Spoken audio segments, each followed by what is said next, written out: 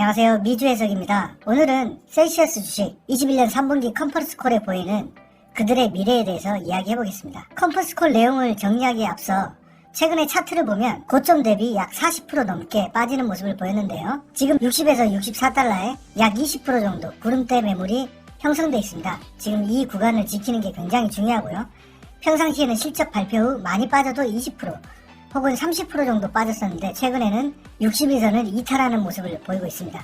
만약에 이 60에서 64선 이것을 지키지 못할 경우에는 다음 매물대인 30달러 선까지 쉽게 빠질 수 있는 구간이기 때문에 이 구간을 지키는 게 굉장히 중요하겠죠. 어쨌든 분기 실적 발표 후 통상적인 하락 플러스 약세장까지 계속되면서 이번에 많이 빠진 것 같습니다. 그래도 매출을 보면 전분기 6,500만 달러에서 9,500만 달러까지 증가했고요. 전년도 동기 대비 무려 157%나 상승하는 경이적인 매출 상승을 기록했는데 이런 주가 하락 너무나 아쉬운 부분인 것 같습니다. 한 가지 하락에 불씨를 제공한 게 있는데요.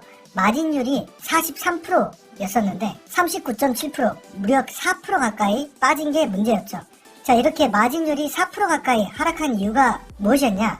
회사 측에서는 2개의 인벤토리에서 6개의 웨어하우스를 구축하면서 발생한 일회성 비용이다 라고 얘기를 하고 있고, 또한 넘치는 수요를 감당하기 위해서는 해외에서 캔을 수입할 수밖에 없었고 그에 따른 선적 운반비가 증가했기 때문입니다. 기타 원자재, 패키징, 그 다음에 인건비도 증가한 부분이 마진율 하락의 원인이었는데요. 인벤토리 구축에 따라서 효율성이 증가하기 때문에 앞으로 마진은 47% 정도를 기대한다라고 얘기하고 있습니다. 이 내용은 뒤에 컨퍼런스 콜에서 더 자세히 알아보겠습니다.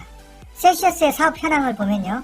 이번 분기에 400개의 쿨러를 추가를 했고요. 그래서 누적 쿨러는 900개가 됐습니다. 현재 셀시어스가 들어간 매장 수는 11만 8천 개로 연초 대비 3만 8천 개의 매장이 증가했습니다. 그리고 스웨덴 같은 경우는 제품 런칭으로 매출이 9.3% 증가했고요. 핀란드 같은 경우는 민트 초콜릿 바를 출시해서 4분기 30만 개의 선주문을 이룩했습니다. 미국도 바 분야에 진출했고 50% 매출 성장을 이뤘습니다. 이 바는 앞으로 피트니스에 공격적으로 제공할 예정입니다. 영국은 유럽 아마존을 통해 진출했는데요. 3개의 제품 그리고 6개의 프로틴 바에 진출합니다. 독일 같은 경우는 4분기 드디어 진출을 하게 됐습니다. 중국 같은 경우도 전년 동기 대비 157% 성장하는 모습을 보여줬습니다. 코스트코는 550개의 매장에 진출했고 현재 셀시어스 전체 매출의 10%를 차지할 정도로 크게 성장했습니다. 셀시어스의 중요한 지표죠. 돈 버는 회사가 되고 있는지인데요. 지금 영업활동 현금 흐름이 마이너스 1,300만 달러에서 마이너스 2,100만 달러 이렇게 계속 마이너스가 나고 있죠. 2분기 때 오퍼링을 진행해서 6,900만 달러 현금을 받았는데요. 지금 여기서 보면 인벤토리 구축을 위해서 1억 달러 넘게 지난 9개월 동안 쓴 것을 볼 수 있습니다. 자, 그렇기 때문에 인벤토리 구축이 이제 완료됐기 때문에 이 현금 활동은 다음 분기부터는 플러스가 되지 않을까 기대하고 있는데요. 그 내용도 뒤에 컨퍼런스 콜 내용에서 자세히 다루겠습니다. 컨퍼런스 콜 질문이 아주 많았는데요. 편안한 마음으로 정리를 해보면요. 가격을 올리면 되는 거 아니냐라고 질문했습니다. 그러니까 이렇게 마진율이 낮으면 가격을 높이면 되는 게 아니냐라고 질문했는데요. 내년에 마진이 더 높아질 것으로 기대되고 있다. 그리고 탑 플레이어들, 그러니까 몬스터나 레드불들이 이런 원자재 가격이 상승했고 비용을 소비자들한테 전가하겠죠. 그렇기 때문에 가격을 올릴 것으로 예상된다.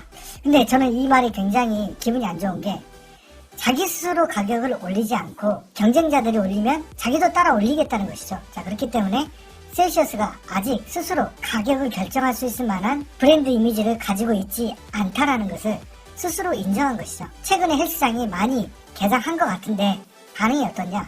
라고 물었더니 많이 오픈되었고 지금 현재 셀시어스에 대한 반응이 엄청나다.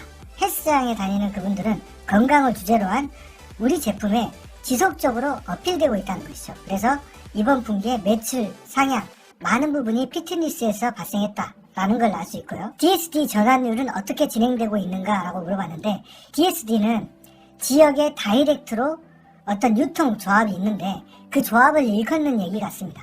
그래서 현재 셀시어스는 미 전역에 DSD를 통해서 셀시어스를 공급하고 있는데 현재는 약 50% 정도 계약을 했고 장기적으로는 매출의 80%까지 DSD로 전환하겠다는 거고 계속적인 계약이 이루어지고 있음을 얘기하고 있습니다. 장기적 마진율은 어떻게 제고할 생각이십니까? 라고 물어봤는데요. 현재 두 개의 인벤토리에서 물류를 이동하다 보면 미국이 굉장히 큰 나라이기 때문에 굉장히 많은 거리를 이동해야 되는데 이렇게 중간중간에 6개를 구축하게 되면 어떻게 됩니까? 더 많은 양을 실을 수 있고 그 다음에 비용도 감소한다. 왜냐면은 우리도 잘 아시다시피 어떤 배송을 할 때 장거리 배송을 하면 비용이 굉장히 증가하잖아요. 그런데 이렇게 짧은 거리를 배송하게 되면 비용이 감소한다는 것이죠. 그래서 인벤토리 6개 구축으로 인해서 효과적인 비용 감소가 가능하다라고 회사는 얘기하고 있고요. 그리고 제품 이미지가 많이 개선되었고 규모 경제가 이루어지기 때문에 매출 증가 대비 판촉 비용의 비율은 크게 늘지 않을 것이다 라는 게 회사의 설명이고 그렇기 때문에 마진율이 좋아질 것이다 라고 얘기하는 것입니다. 또 다른 애널리스트는 이제 앞으로 현금이 좀 필요하지 않겠는가 라고 물어봤습니다. 현재 1억 달러 넘게 재고를 만들었기 때문에 이미 재고는 많이 채웠다. 충분하며 이 재고에 들어가는 비용이 더 이상 없기 때문에 1,500만 달러의 분기별 현금 유입이 되는 체계가 됐다 이거죠. 그러니까 마케팅비, 그 다음에 각종 인건비 등을 다 빼도 1,500만 달러의 현금 흐름이 되기 때문에 레버리지를 할 것 같진 않다. 그런데 더 투자해야 된다라는 그 얘기를 했습니다. 그래서 이렇게 계속 운영되면 추가적인 대출을 받거나 오퍼링을 하진 않을 것 같은데 만약에 큰 투자를 해야 된다라고 한다면은 어떻습니까? 네, 또 돈이 들어갈 수 있다는 얘기를 하는 것이고요.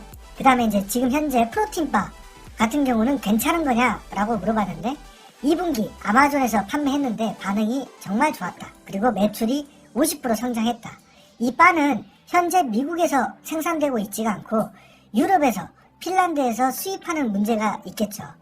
그래서 미국에서 2022년도에는 미국에서 생산할 수 있도록 인수합병이라든지 공장 시설을 산다든지 짓는다든지 해야겠죠. 그리고 특히나 핀란드에서 출시된 바 제품은 너무 맛이 좋아서 30만 개가 선주문되었다. 아까 내용이 있었죠. 그래서 이 바의 런칭도 굉장히 성공적이었다라고 얘기하고 있습니다. 그래서 2022년에 미국에 어떤 제조시설을 만들 계획이 있느냐라고 물어봤는데 바, 프로테인 이런 것들은 생산하는 걸 염두에 두고 있다라고 얘기를 했고요. 판촉용 쿨러는 얼마나 설치할 계획인가 라고 얘기했는데 지금 현재 쿨러를 설치하면은 그 매장 내에 설치를 하는 거기 때문에 어떻습니까? 매출이 증가하기 때문에 설치를 요청하는 유통업체가 너무 많다라는 거죠.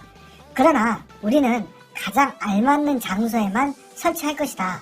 그래서 유통 상위 20%에만 설치를 할 예정이고 쿨러를 설치하면 브랜드 이미지가 제고되고 그리고 판매량이 엄청나게 늘어나고 있다는 것을 얘기를 하는 것이죠. 현재 DSD가 미국의 224개 주 92%를 커버하는 게 맞느냐라고 했는데 현재 이 DSD라는 조직은 미국 카운티의 92%를 커버하고 있고 계속해서 그들과 계약을 할 것이다 라고 얘기를 하고 있습니다. 앞서 말씀드렸듯이 캔은 충분히 확보했지만 화물 문제는 어떻게 할 거냐라고 물었는데요. 현재 미국의 운임은 20%나 증가했고 6개의 인벤토리로 짧은 운송거리 저렴한 비용으로 처리가 가능하다. 그리고 인벤토리를 6개로 확장했기 때문에 이 2개의 인벤토리에서 6개의 인벤토리로 이렇게 이제 분산했을 거 아닙니까? 그래서 이런 일회성 이동 비용이 많이 발생해서 이번 마진이 줄어든 것이다.